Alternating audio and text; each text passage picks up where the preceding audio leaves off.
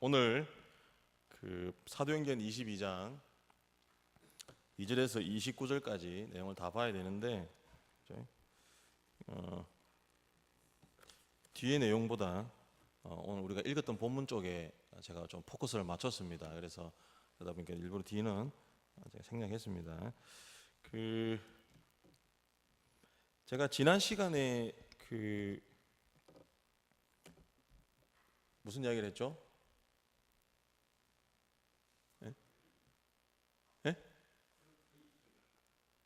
그루트기는 주일날 한 것 같은데 주일날 오후 예배 때 그루트기 한 것 같고, 그죠? 지난 시간에 우리가 21장 앞쪽에 nothing과 acting의 긴장 관계 속에 있다고 제가 말씀드렸습니다. 사도 바울이 성전에서 체포를 당합니다. 그죠? 체포를 당했을 때 그 어떠한 변명도 하지 않고 하나님께서 침묵하라 했을 때 그는 침묵했습니다. 그죠? 그리고 그 짧은 소동 순간에 천부장, 제가 지난 시간에 그 천부장 이름이 기억이 안 나가지고 제가 고생했는데 글라우디오 루시아라는 사람이었습니다. 글라우디오 루시아라는 사람인데, 그죠? 그 짧은 순간 안에 소위 사도 바울이 하나님께서 어떤 그런 지혜를 주셔가지고 헬라 말로, 그죠? 그를 설득해서, 그래서 그 글라우디오 루시아가 놀랍니다. 그래서 놀래게 되면서 오늘 드디어 바울에게 유대인들을 향해서 변론할 수 있는 기회를 얻게 되는 것입니다. 그죠? 그래서 지난 시간에 우리는 계속해서 하나님 앞에 우리가 언제 침묵해야 되고 또 언제 움직여야 되는지, 그죠? 이스라엘 민족이 출애굽에서 광야에서, 그죠? 하나님의 구름이 성곽 위에 있을 때는 1년이고, 그죠? 하루고 한 달이 1년이고 꼼짝 안 했습니다. 그 구름이 움직일 때 또 따라 움직였습니다. 그죠? 하나님께서 가라 할 때 가는 겁니다. 그죠? 그것이 nothing과 acting의 긴장 관계 속에 있는 것입니다. 오늘은 제가 말씀을 준비하면서 제목은 바울의 1차 변론으로 잡았지만 따로 제가 소 제목을 잡은 것은 계시의 삶입니다. 계시의 삶. 조금 아직, 그죠? 오늘 읽은 본문 속에서 어떤 계시에 대한 부분들은 잘 보이진 않습니다. 그러나 여러분, 우리가 다시 한번 본문을 좀 살펴보면서, 그래서 오늘은 제가 조금 힘든 이야기를 해야 될 것 같아요. 어려운 이야기를 해야 될 것 같으니까 편안한 마음으로, 그죠? 항상 제가 하는 말이지만 편안한 마음으로 잘 들으시고 잘 이해를 하시고, 그리고 계시의 삶이 얼마나 중요하다는 것을 우리가 깨달아야 됩니다. 오늘 인터넷에 보니까 미국의 기자가 또 참수를 당하는 동영상이 또, 혹시 보셨나요? 지금 전 세계적으로 지금 중동 팔레스타인 지역이 상당히 계속해서 지금 그렇지만 또 고통 가운데 있습니다. 그리고 우리 한국도 결코 만만한 상황은 아닙니다. 이런 어떤 시대의 아픔이 계속해서 일어나고 있을 때 우리는, 예수 믿는 우리들은 어떤 계시의 어떤 삶을 살아가야 된다는 것입니다. 어떤 그런 계시의 삶을 살아가지 못할 때 우리는 둔해지는 것이고, 영적으로 둔해질 때 우리는 더욱더 어떤 하나님의 은혜를 사모함에 있어서, 하나님의 은혜를 갈급함에 있어서 부족할 수밖에 없는 것이고, 그런 어떤 체험을 못하고 살아간다는 것입니다. 자, 그런 삶에서, 그런 차원에서 우리가 다시 한 번 더 오늘 이 본 말씀을 한번 낱낱이 파헤쳐서 계시의 삶을 살아가는 저와 여러분 되기를 바랍니다. 자, 오늘 본문을 두 부분으로 나누어야 됩니다. 두 부분으로 2절에서 5절까지 나누셔야 되고, 그리고 6절에서 내용은 11절까지인데, 그죠? 15절까지 이렇게 부분을 나누셔야 됩니다. 자, 그 두 부분을 나누셔가지고 우리가 좀 이해를 해야 됩니다. 자, 먼저 사도 바울이 지금 어떠한 상황에 있습니까? 체포가 되어가지고 상당히 좋지 못한 상황에 있습니다. 그런데 그에게 주어진, 소위 말할 수 있는 기회가 주어진 것입니다. 기회가 주어졌습니다. 소위 말해서 복음에 대해서 이야기할 수 있는 어떤 짧은 시간이지만 천부장이 허락해서, 그죠? 그 시간을 얻게 되었습니다. 그래서 이야기를 하게 됩니다. 저는 이 본문을 보면서 그 생각을 했습니다. 사도 바울이 지금 어떻게 보면 복음을 소위 유대인들에게, 그죠? 유대인들에게 복음을 제시할 수 있는 어떤 절호의 기회가 왔다고 생각이 되는데, 근데 지금 사도 바울의 이야기는 어떻습니까? 예수 그리스도에 대한 복음을 이야기하기보다는 오늘 2절부터 쭉 한번 보시기 바랍니다. 무슨 이야기를 하고 있습니까? 자기 자신에 대해서 이야기를 하고 있습니다. 자기 자신에 대해서. 그죠? 쭉 나옵니다. 그죠? 어떤 내용이 나옵니까? 2절에 보니까 히브리 말로 말함을 이렇게 나옵니다. 어느 나라 말로요? 히브리 말로. 그리고 3절에 보니까 나는 유대인이다. 나는 유대인으로서 길리기아 다소. 길리기아 다소는 제가 설명 안 해도 다 아시죠? 로마의 시민권을 가지고 있다는 것입니다. 그죠? 길리기아 다소가 로마의 도시이기 때문에 로마의 시민권을 가지고 태어난 것입니다. 그리고 어디 소속이라고요?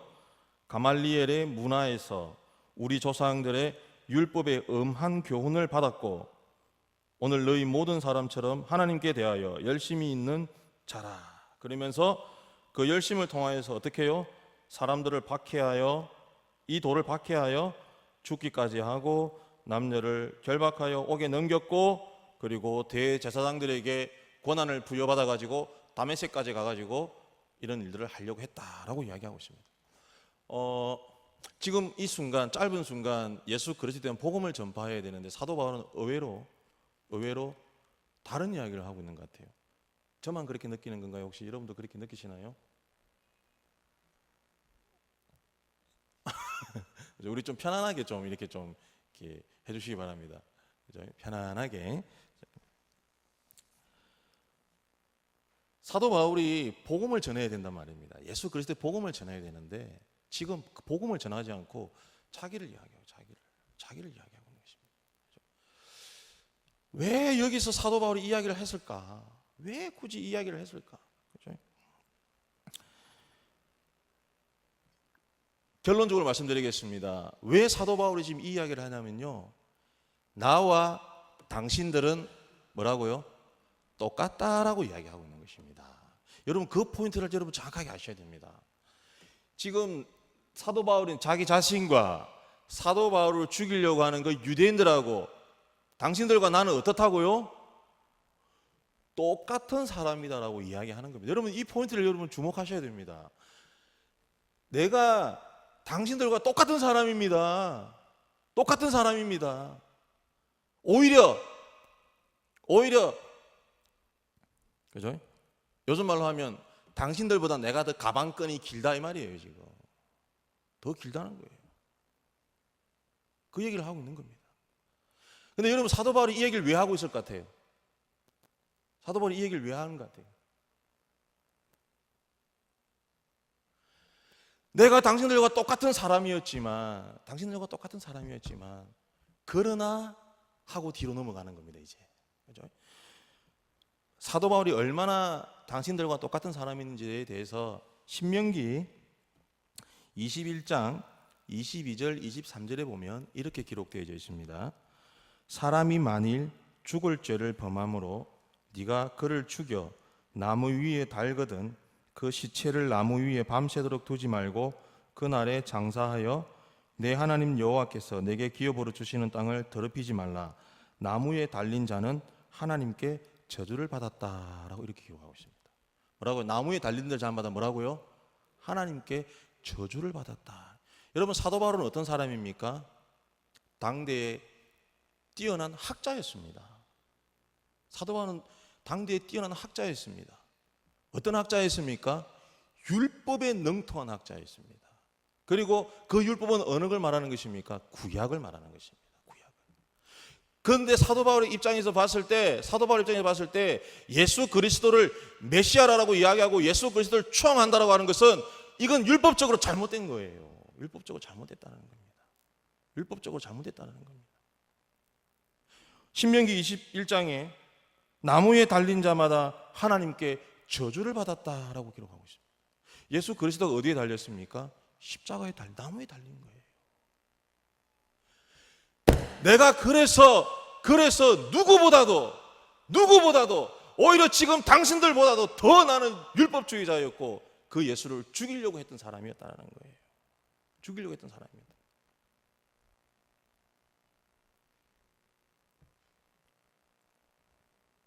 사도 바울은 지금 그 유대인들에게 나는 당신들과 똑같은 사람이었다는 것입니다.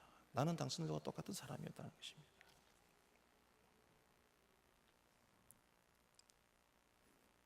그러면서 이제 그러나로 한번 넘어가 보겠습니다. 두 번째로 그러나로 한번 넘어가 보겠습니다. 그러나 나는 이제 이렇게 되는 거예요.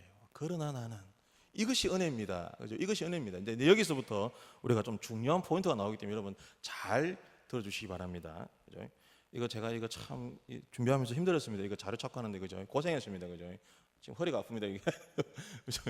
자, 구약에 보면 묵시문학이라는 말이 있습니다. 묵시문학. 묵시문학이 무슨 말이죠? 고명생님? 맞죠? 고명생님. 이런 묵시문학이 뭐예요? 그죠? 계시입니다. 계시. 그 묵시문학에 대해서 이렇게 정의를 내리고 있습니다. 인류를 구원하는 구원의 문제와 그 끝을 내다보는 종말의 문제를 하나의 계시적 차원에서 설명하는 문학의 형태가 뭐라고요? 묵시문학이라는 것입니다. 대표적인 것이 에스겔서라든지 다니엘, 요엘, 구약의 선지서들은 거의 어떤 이런 묵시적인 어떤 형태를 띠고 있습니다. 그렇죠?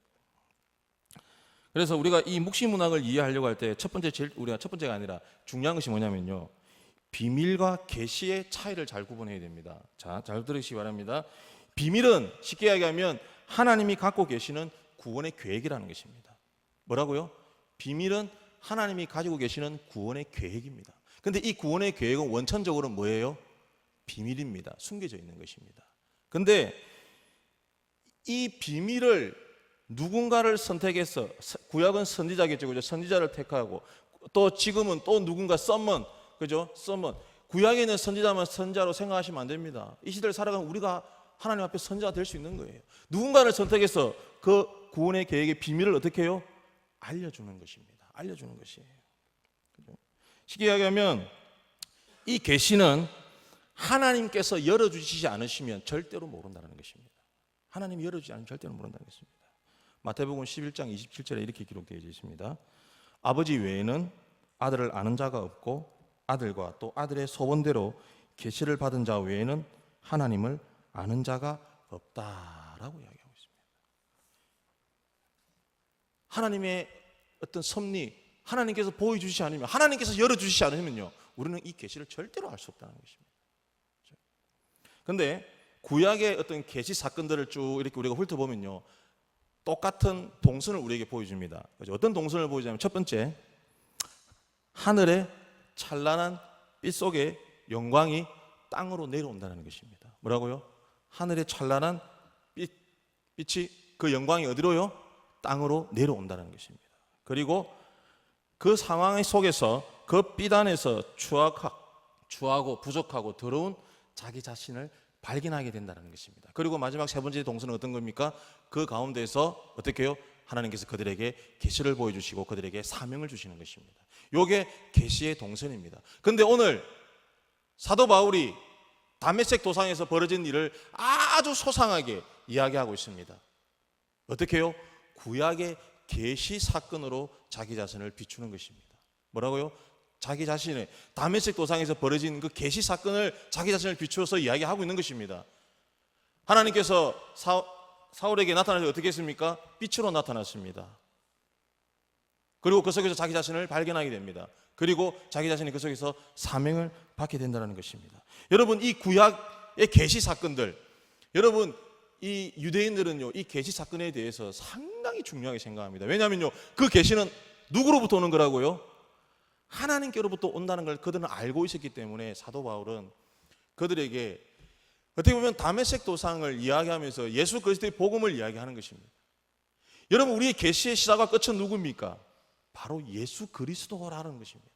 사도 바울은 지금 다메섹 도상에서 그들에게 나에게 주신 그 하나님의 계시, 그 하나님의 계시는 누구였다고요?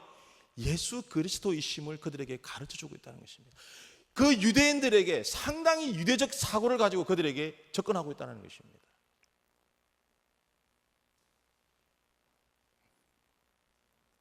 그래서 저는 이 본문을 보면서 사도 바울이 정말 대단하구나, 정말 대단한 사람이구나, 그죠? 먼저 그들에게 나는 당신들과 똑같은 사람입니다, 유대인입니다라고 다가갑니다. 그리고 그걸 보면 2절에 보면 뭐라고 나와 있습니까? 히브리 말로 말함을 듣고 더욱 조용한지라. 사람들이 더욱 조용. 그리고 그들에게 뭔 얘기를 하고 있습니까? 계시로 설명하고 있습니다.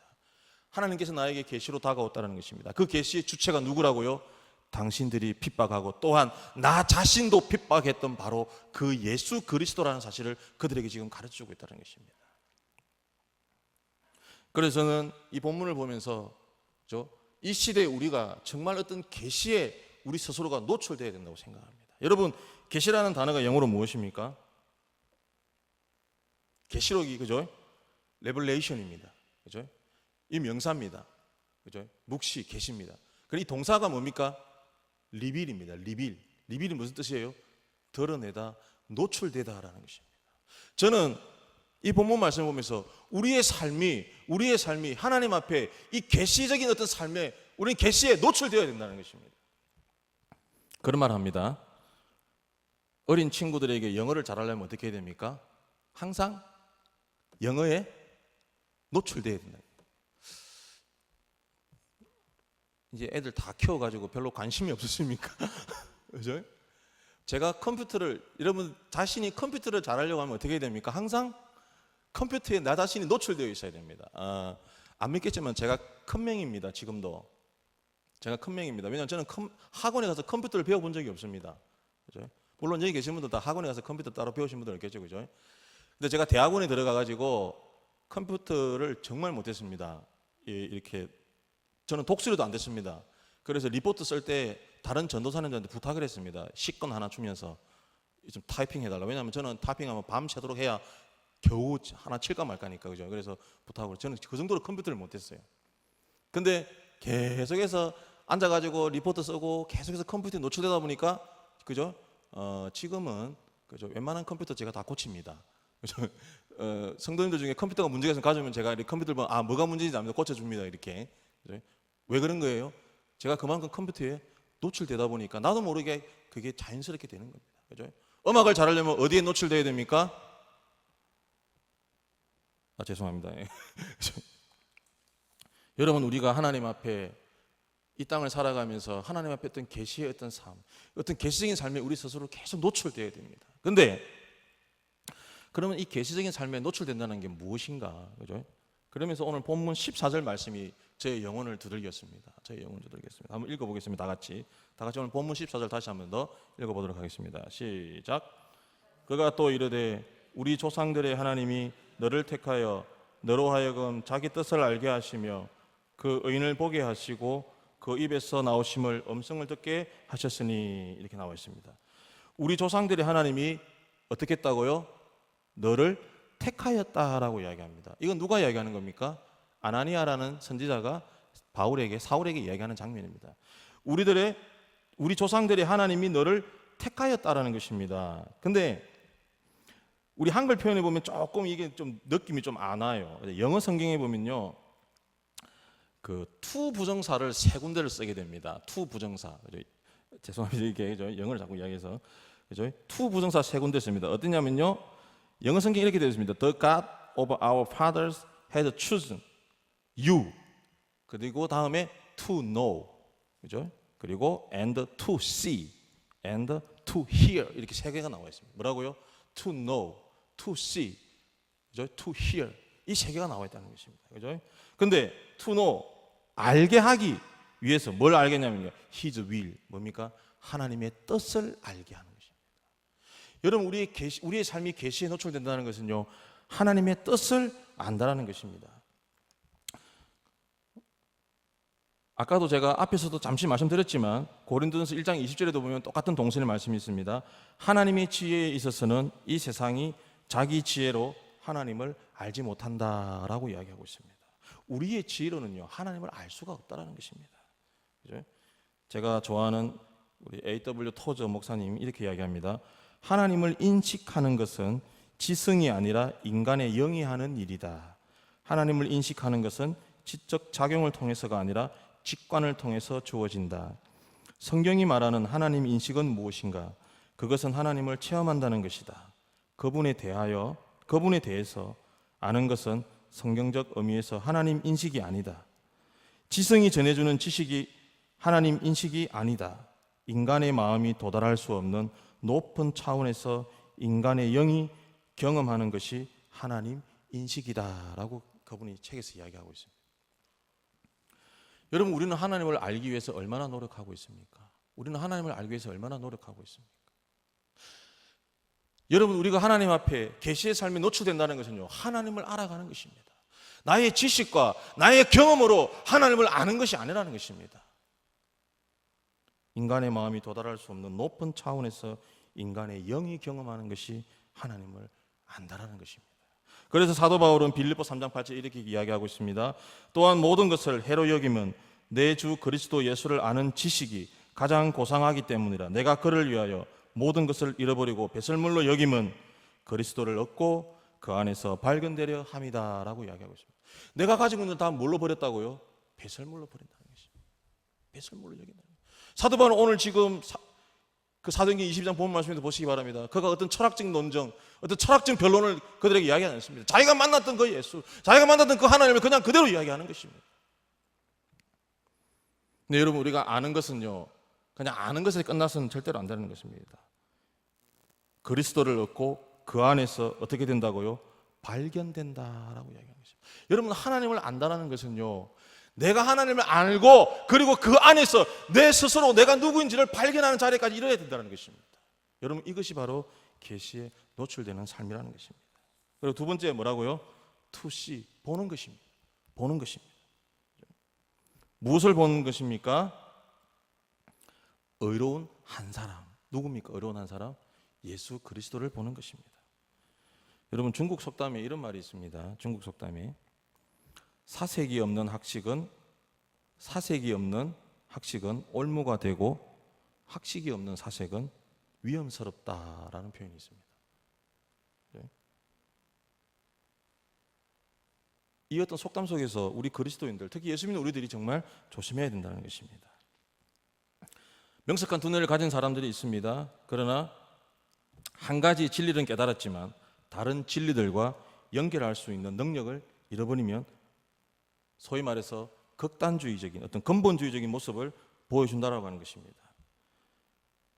그래서 자기가 만드는 울타리 속에서, 그죠? 자기가 만드는 울타리 속에서 정말 열심히 일합니다. 열심히 최선을 다합니다. 그런데 울타리 너머에 있는 더 넓은 세상은 알지 못한다라고 누군가 이야기했습니다.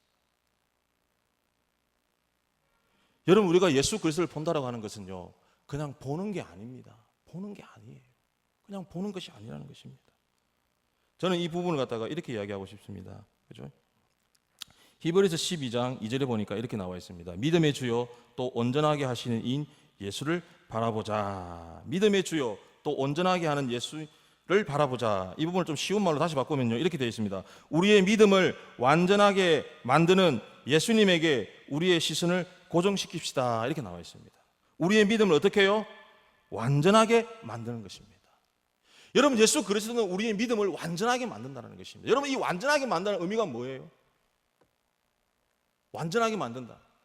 내가 예수만 바라보는 것이 아니라, 내가 예수를 바라보는 것이 아니라 어떻게 된다고요? 내 속에 예수가 나타나야 된다는 것입니다. 그래서 내 속에 있는 예수를 누가 봐야 되는 거예요? 믿지 않는 자들이 나를 볼 수 있게끔 되어야 된다는 것입니다. 저는 이 말은 오늘 상당히 이 본문 말씀에 근거를 두고 이야기하는 것입니다. 사도 바울이 어땠습니까? 예수를 제대로 보지 못했습니다. 예수를 제대로 만나지 못했습니다. 그래서 그는 어떻게 했습니까? 예수 믿는 사람들을 핍박했습니다. 그러나 오늘 사도 바울의 모습은 어떻습니까? 사도 바울의 모습은 어떻습니까? 그들에게 예수를 제대로 보여주고 있다는 것입니다. 여러분, 우리가 계시의 삶에 노출된다는 것은요, 예수를 바라보는 것에서 끝나는 것이 아니라 나의 삶 속에서 예수 그리스도가 나타나야 된다는 것입니다. 이것이 진짜로 보는 것이라는 거예요. 마지막으로 세 번째 뭡니까? 듣는 것입니다. 듣는 것. 제가 A.W. 토저 목사님 같은 책에서 이런 말을 하고 있습니다. A.W. 토저 목사님은 이 듣는다라는 표현을 순종이라는 의미로 바꿔서 해석했습니다. 잘 한번 들어보시기 바랍니다. 자신이 진리의 성배를 찾는 영웅이라는 확신에 사로잡힌 사람은 스스로 우쭐해지면서 망상에 빠지게 된다.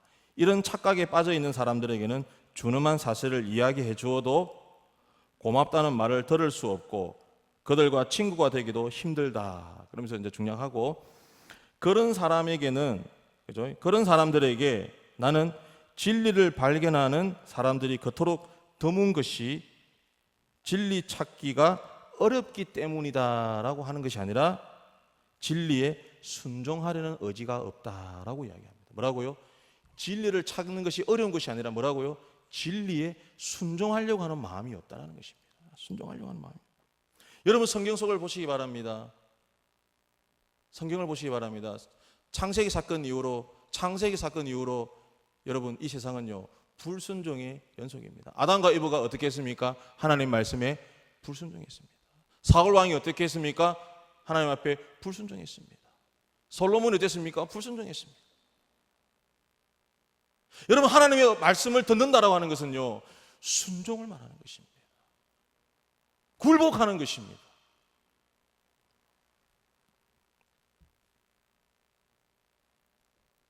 우리는 하나님 앞에 하나님의 말씀이 얼마나 순종하고 있습니까? 지금도 하나님은 우리에게 말씀하고 계십니다. 지금도 하나님은 우리에게 말씀하고 계십니다. 그 말씀이 우리는 어떻게 해야 된다고요? 순종해야 되는 것입니다. 순종해야 되는 것입니다. 오늘 이 말씀을 통해서 우리에게 보여주십니다. 하나님은 어떻게 한다고요? 계시의 삶을 살아야 된다는 것입니다.